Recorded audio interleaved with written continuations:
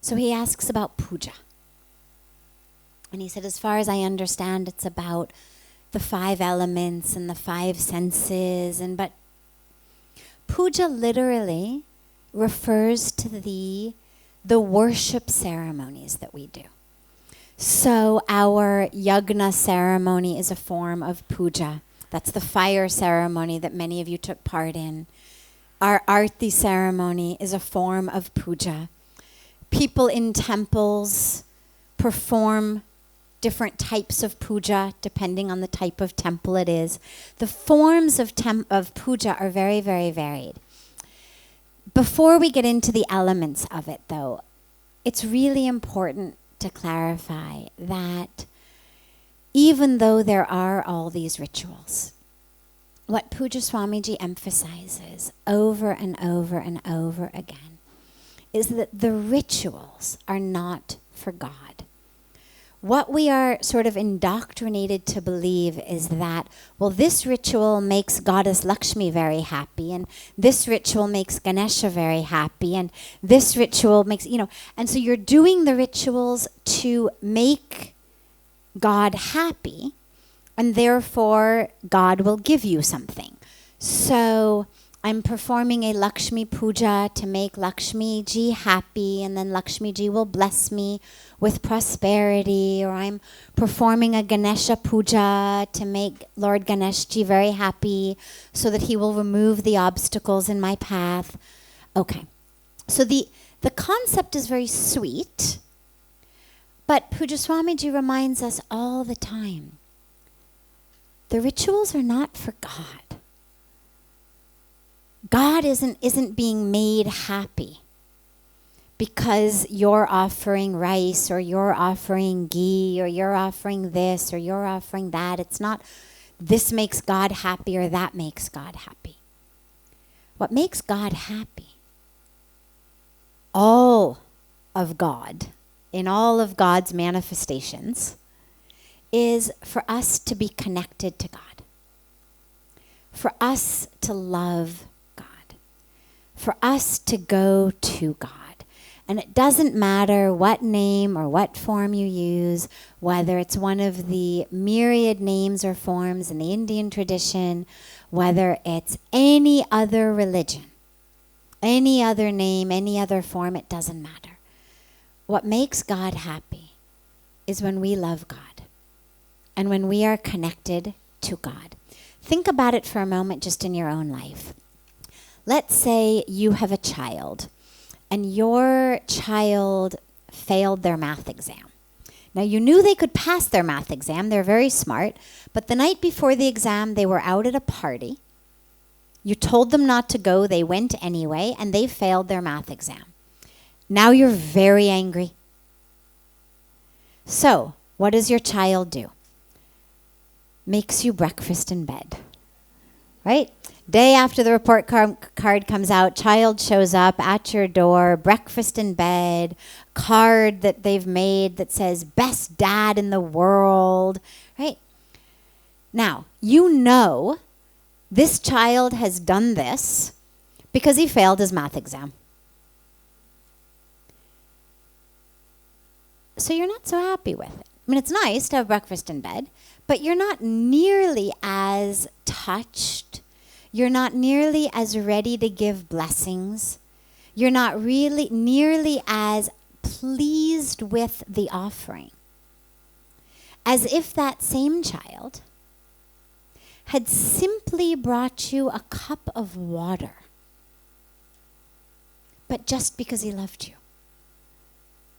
Not because he failed his math exam and was hoping that you didn't, lock him in his room for the next year, but simply because he loved you. And so you think if we as humans, as parents, are capable of understanding who's doing what for us with an agenda, no matter how nice it may be, and who's doing what for us out of just love, then surely God also is capable of that. And surely God also feels the same way. Not quite so excited about being bribed or bought.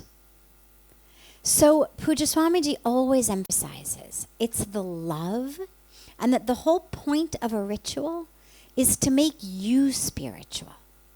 And when you're spiritually connected, that's what makes God happy.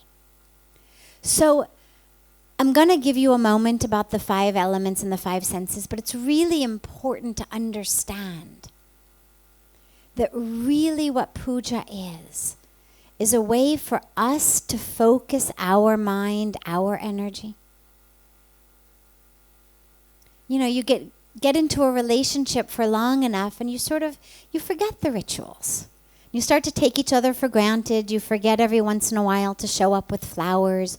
You forget every once in a while how nice breakfast in bed is. You forget, you used to, when you were courting, you were giving foot massages. You were having romantic dinners. You were doing things for each other just to make the other one happy. And as life goes on, you sort of start taking each other for granted and forgetting those things. And it's nice. It's nice every once in a while having a ritual to remind us how in love we are. Not because you need to court the other again. You're already married. They're already yours forever. Not because you want something from the other one, but simply because reminding ourselves. I make you breakfast in bed even after we've been married 30 years, not because I need to court you, but because I need to remind myself how lucky I am to have you as my husband. I need to bring gratitude back into my life.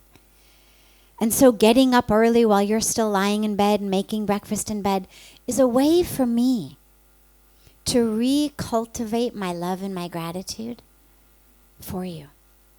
And so that's really what puja is for us to get out of our busy schedules, out of our busy days, and recultivate love for God in our lives.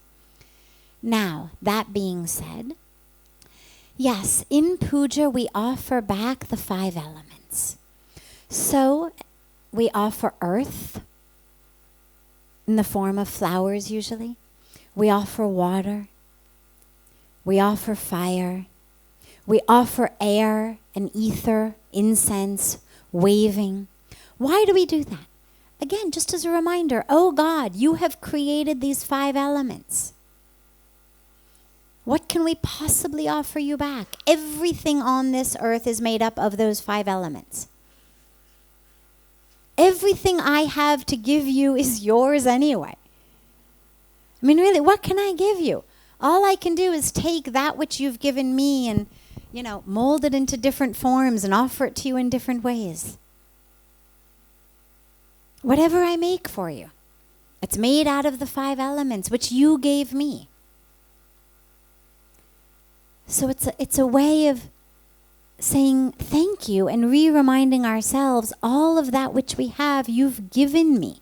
So I offer them back to you with love and devotion. And puja, yes, it involves our senses. This is where we have the sense and the sights and the sounds and the touch and everything. We don't usually eat in puja, but after puja we take prasad. Although if you go a step deeper, they speak frequently about when you chant your mantra, you should actually even be able to taste your mantra as you're chanting it. So taste is not just, the halva or raisins or almonds I get as prasad when I walk out, but on a very deep level, can I even taste the prayers as I'm chanting them? And we do that, again, with our love and our devotion. This God is my way of knowing the universe. This is what you've given me to interact with the universe.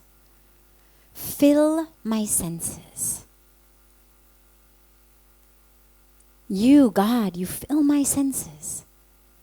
You fill my sight, you fill my sound, my ears. You fill my sense of smell. All the time, not just in puja, but let me be filled by you. You know, we run after sensual pleasures all the time. This tastes good, this feels good. But in puja we remember, oh God, you fill up my senses. And when my senses can be filled by you, then I don't need to run after sensual pleasures. I don't need to eat things I shouldn't eat just because they taste good.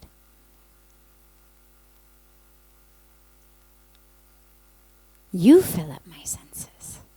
I'm filled by you. And it's an offering of let me offer to you again. What do I have to offer you?